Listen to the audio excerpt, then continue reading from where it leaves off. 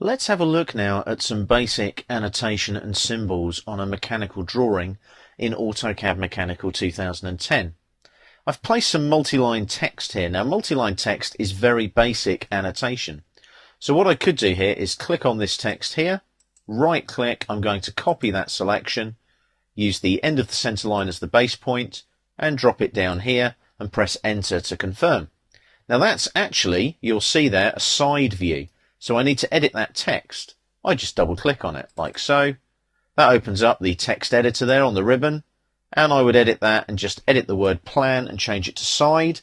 Make sure it's in capitals and make sure there's a space there.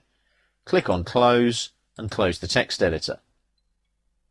So that now allows me to have a description or annotation for my side view.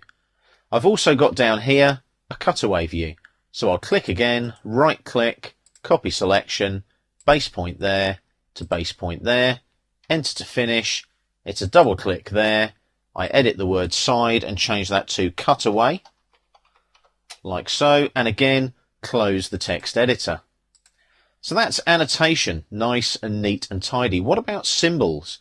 Well, if we look here, we've got a section AA, but on the plan view we're not actually showing where that section is. It's actually between this center line and this center line. So what I need to do there is go to the Annotate tab on the ribbon, and I need what they call a symbol here, this one, a feature identifier.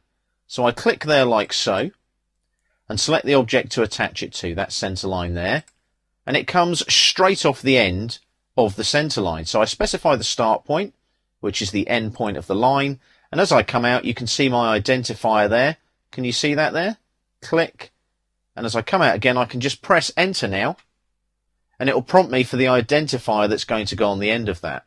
I'm just going to go with the standard arrowhead and click on OK, and there's 1A there to indicate a section. Let's do that again. So select the object here, start point is the end point snap, I come down, I'll click there, right click again, there's the A, OK it, and as you can see now I've got a section AA. Now I can click on these and actually change the position. So if I come down there, can you see that? I can change the position by clicking on the grip there if I want to.